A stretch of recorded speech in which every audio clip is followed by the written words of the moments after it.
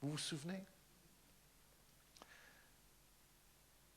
Moi, je magasinais avec Dieu. Est-ce que tu as déjà fait magasiner avec Dieu?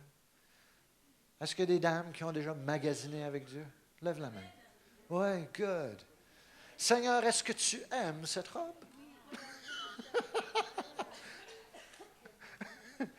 Moi, je magasinais avec Dieu. Seigneur, montre-moi. Est-ce que ça me fait bien, ceci? Parce que je n'avais pas beaucoup de goût. Hein? Les hommes, nous, des fois, besoin d'aide. Et avant que je sois marié, j'avais besoin de beaucoup d'aide. C'est le Seigneur qui m'aidait à m'habiller. Ah oui, je lui parlais de tout. Tout partout ce que j'allais, j'étais avec lui, il était avec moi. Nous étions les meilleurs amis. J'avais ce sens qu'il me suivait, il me protégeait, il était près de moi.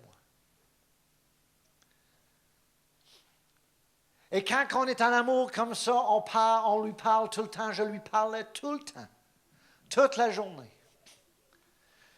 Quand une fille est en amour avec son copain, ils sont tout le temps sur le téléphone. Avez-vous remarqué? Moi, j'ai une jeune fille. À un moment donné, elle a trouvé un ami. Puis là, j'ai plus de téléphone. Ils se parlent tout le temps. Et après ça, à un moment donné, peut-être, ils vont se marier. Hein? Et après ça, si on perd notre premier amour, ben on se parle moins sur le téléphone.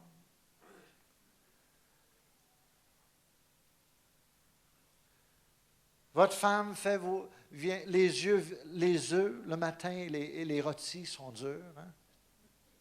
Voici tes œufs. Poum. Voici tes rôtis. Pang! Quand ça t'arrive, pose-toi des questions. C'est que le premier amour est en train de partir. Non, mais c'est vrai. Parce que quand tu es en amour, tu aimes faire les choses. Tu ne fais pas les choses par obligation. Tu aimes les faire. Oh, il faut faire les œufs comme il faut. Ils vont être moelleux. Hein? C'est d'accord? Les rôtis sont juste bien. Mous, pas trop durs, pas brûlés.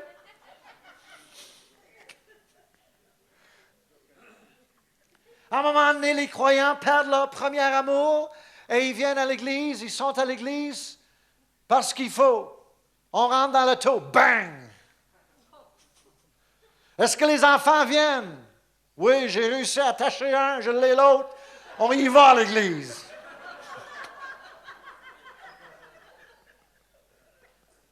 Hein, c'est vrai? On fait des choses par obligation. Avant, on parlait avec le Seigneur toute la journée longue. Maintenant, on a un temps fixe. Je te donne 1 heure, une demi-heure. On y va. 5 minutes viennent juste de passer. Il reste 55 minutes. Il reste 1 minute et demie. Avez-vous déjà été avec quelqu'un qui regarde sa montre tout le temps? Il n'a pas envie d'être avec toi, as-tu remarqué? Moi, j'étais avec un conseiller un jour.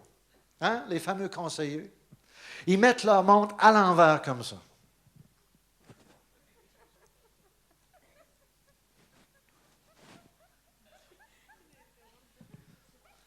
Je suis allé voir un pasteur comme ça une journée. Je voulais du conseil. Puis à tout bout de champ, il faisait un petit mouvement semblant d'être spirituel.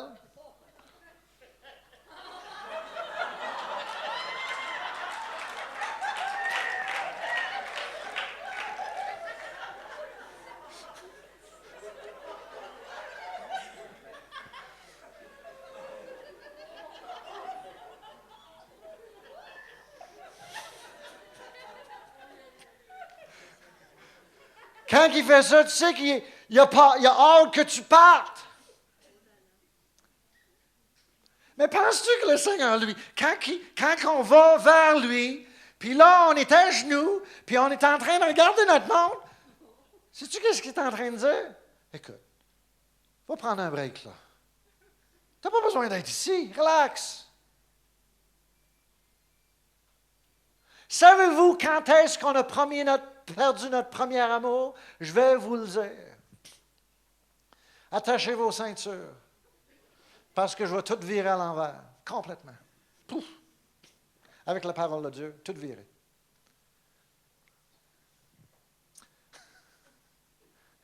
Avec la parole. Sais-tu comment que le diable vous a fait perdre votre premier amour? Vous lui parlez toute la journée. Maintenant, on lui donne un petit temps le dimanche, un petit 15 minutes par ici. Tu es en amour par-dessus la tête, tu marches avec lui, mais maintenant, tu n'as plus l'impression qu'il est là. Tout le temps. Galates 3, verset 1. J'ai 3 versets à vous donner. Et après ça, je ne sais pas ce qui va se passer.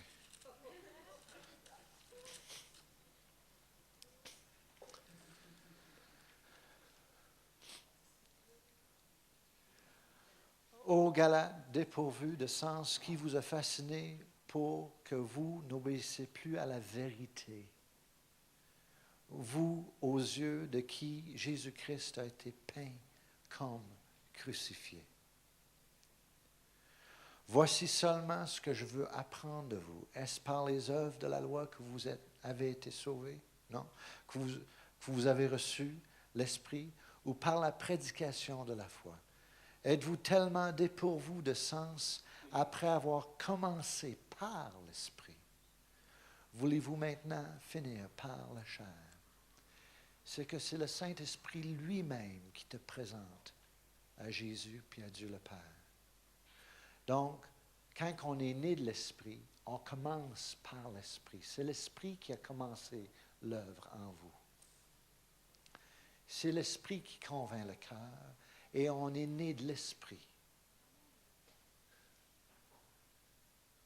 Non de la volonté d'homme, mais de la puissance de Dieu.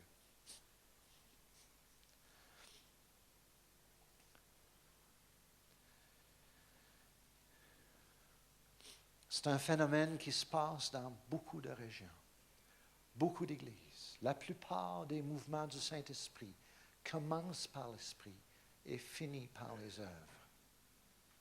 Et je vais vous dire exactement comment que le diable s'y prend dans vos vies, parce qu'il l'a essayé avec Jésus. Allons ensemble. Matthieu 3.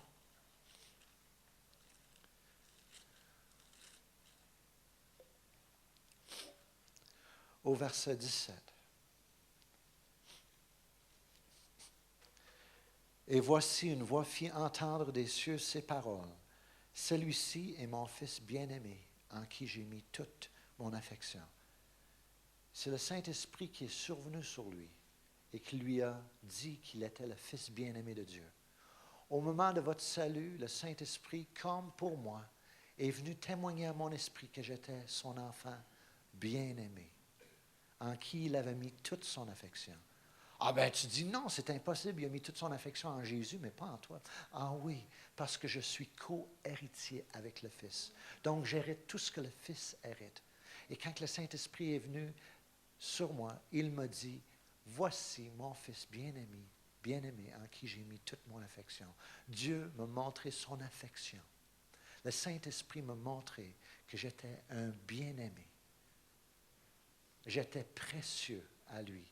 C'est certain que je ne suis pas Jésus, mais je suis Bob, bien-aimé de Jésus, bien-aimé de Dieu. Il m'aime, pas parce que je suis quelqu'un de grand, pas parce que j'ai fait quelque chose de bien, parce que Jésus a fait l'œuvre sur la croix pour moi, d'accord?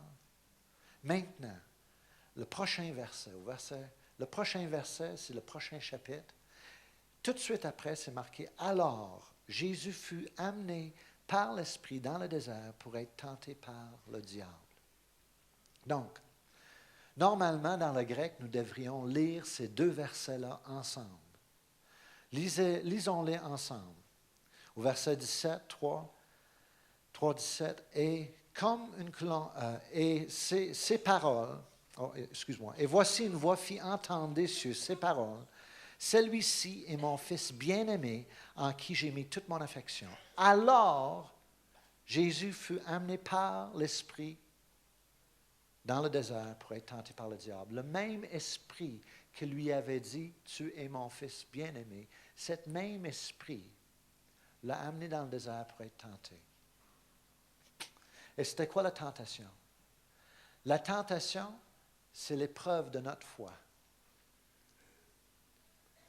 Tout ce que tu reçois par la foi va être éprouvé. Qu'est-ce que Jésus venait de recevoir? Il venait de recevoir une confirmation du Saint-Esprit qu'il était un enfant bien-aimé de Dieu. D'accord? Et tout de suite, il était amené dans le désert pour que ce qu'il avait reçu soit éprouvé. Donc, la première tentation, c'était, si tu es le Fils de Dieu, au verset 3, ordonne que ces pierres deviennent des pains. Si tu es le Fils de Dieu, ordonne que ces pierres deviennent des pains. Donc, ce qu'il avait reçu de Dieu, c'était qu'il était le Fils bien-aimé de Dieu.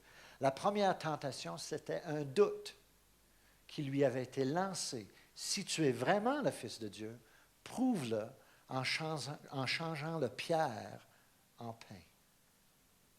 Vous me suivez? Êtes-vous avec moi? Si Jésus aurait changé la pierre en pain, il aurait prouvé au diable qu'il est le Fils de Dieu. Non. Il aurait fait son première œuvre. Il aurait été sauvé par une œuvre. Il aurait été le Fils de Dieu parce qu'il pouvait faire quelque chose. Hello? Hello? Ça va